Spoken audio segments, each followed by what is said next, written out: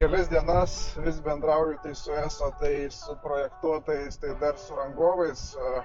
Yra užsakyta elektros įvedimas į mano degieką. Užsakiau pasitaręs elektrikų trifazę elektrą 7 kW. Mano nuomonė turėtų galbūt užtekti. Jeigu kažkam neužteks, ateityje galės pasididinti. Esmė yra tokia, kadangi dalis sklypo yra mano, dalis sklypo yra valstybinė. Tai ESO labai suka užpakalį dėl to, kad nenori derinti ir daryti projekto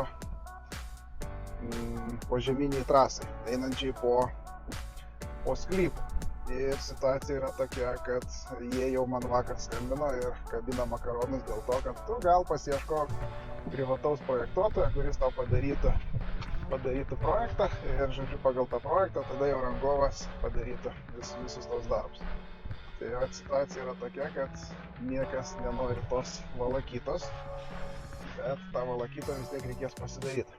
Tai iš tikrųjų atvažiavau šiandien, dar pasišnekėjau šiandien su matininku, tai jeigu jam ten pavyks, jis atvažiuos į vietą pasižiūrėti kas kaip, kad susigaudyt tuos taškus tikruosius pagal koordinatės, pagal matavimus kadastrinius, pagal geodezinius matavimus.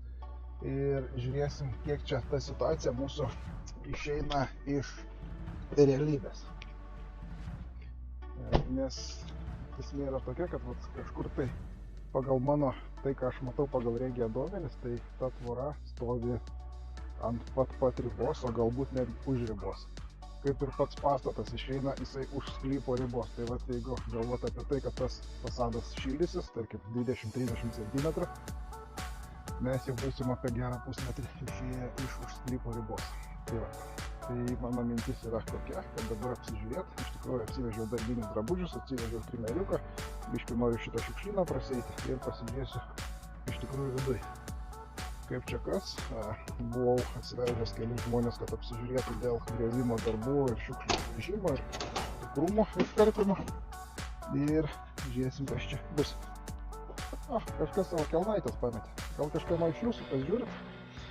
Tai va, tai žodžiu, noriu atsirasti šiandien biškį apsižiūrėti, biškį galbūt kažką tai apsitvarkyti.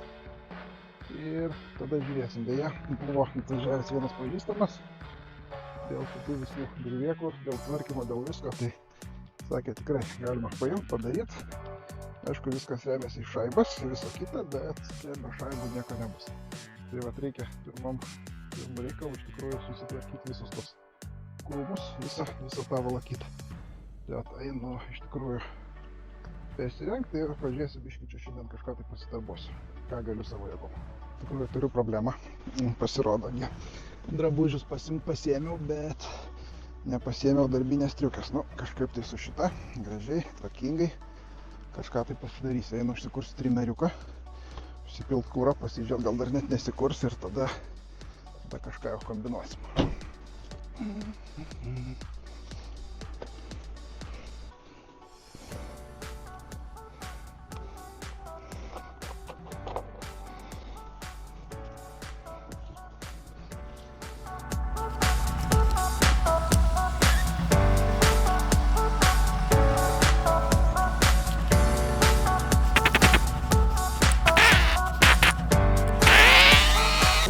Ką, gal pabandom be striukės, nėra čia šiandien tai baisiai šalta.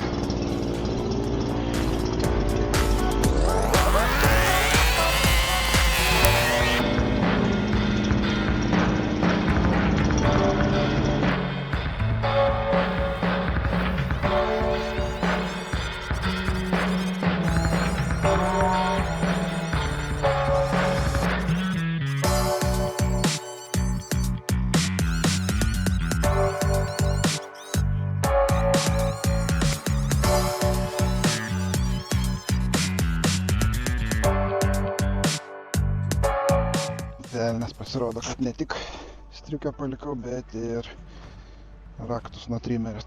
Bet raktai yra garaže, tai lėkiu į garažą, pasiėmu ir grįšim čia atgal. Kažkaip tai čia išlėkiau, o kur prie rato pastačiau benzino bakelį, taip ir palikau. Ir išvažiuodamas aš jį aišku nugrioviau. Tai kol čia kelias minutės trukau, kol prisiminiau ir kol grįžau atgal, jau pusę pakelio benziną išbėgo, na bet nieko. Ne problema, degalinė netoli nuvažiuosim, dar dasipilsim. Tai va, dabar lėkiu iki garažo, pasiemu raktų rinkinį, nusipirkau šiandien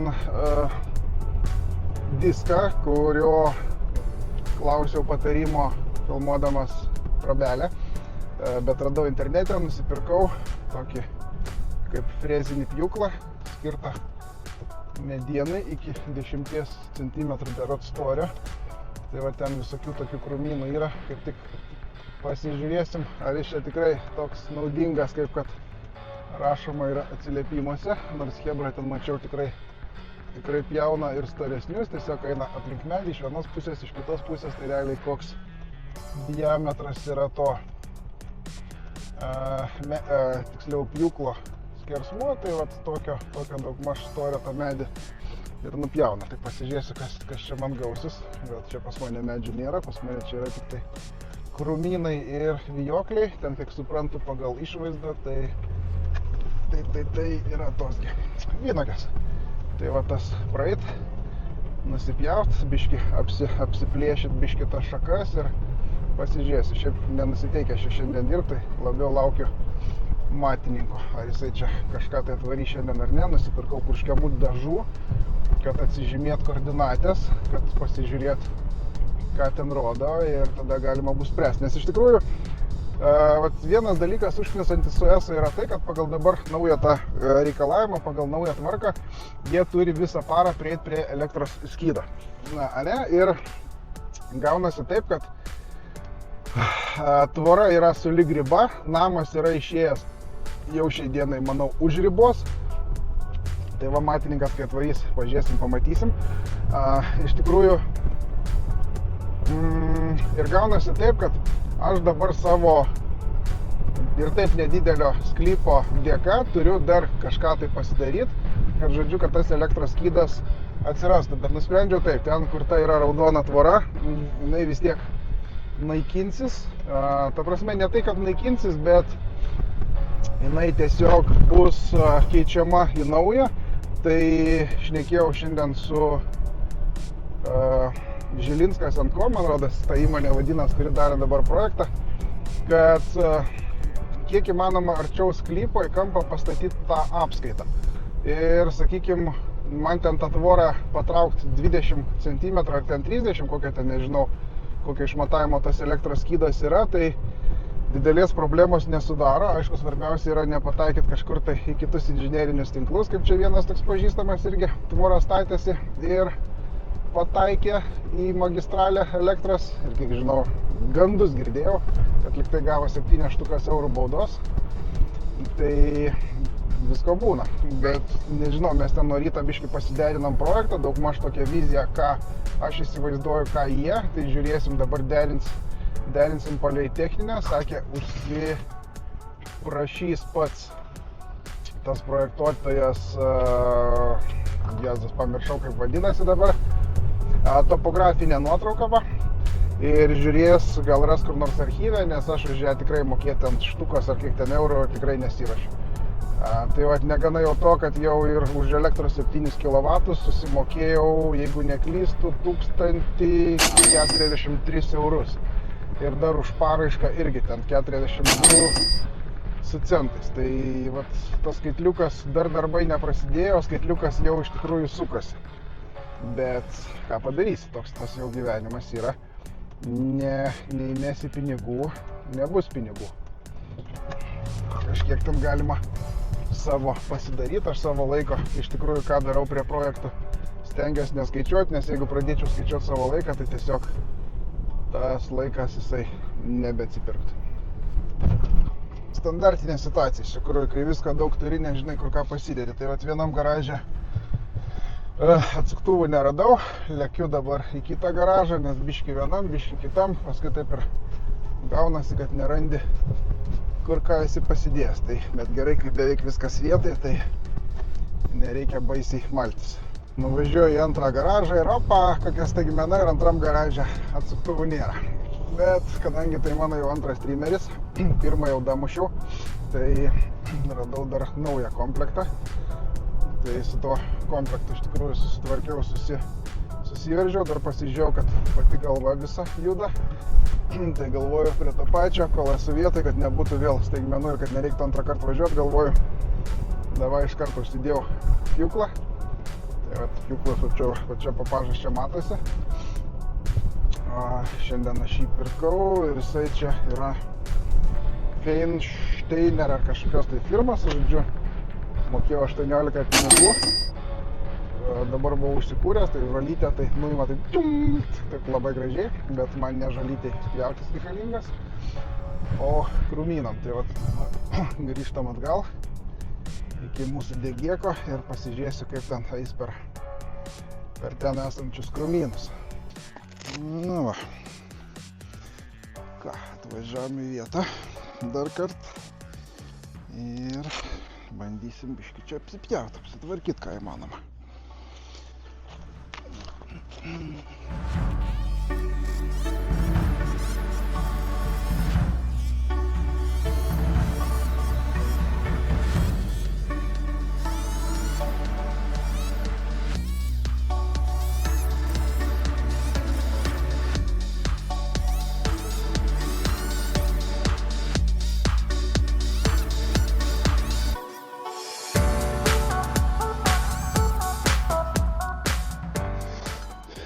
Nu ką, iš tikrųjų diskas pjauna, tai kaip per sviestą eina, tik tai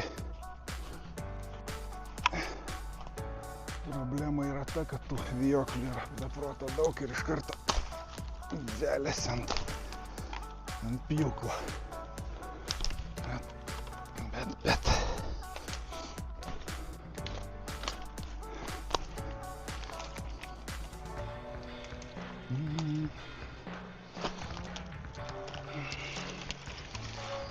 Va, tarkim, 5 cm medį, tai kaip puikiai eina.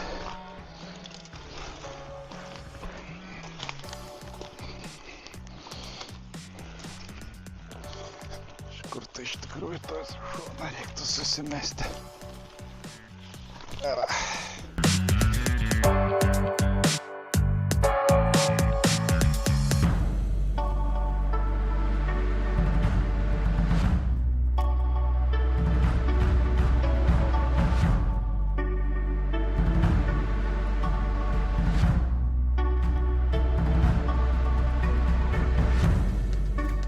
Iš tikrųjų, čia daug tos teritorijos yra užsiėmę vijokliai, bet nieko, tuoj mes atsimsim viską.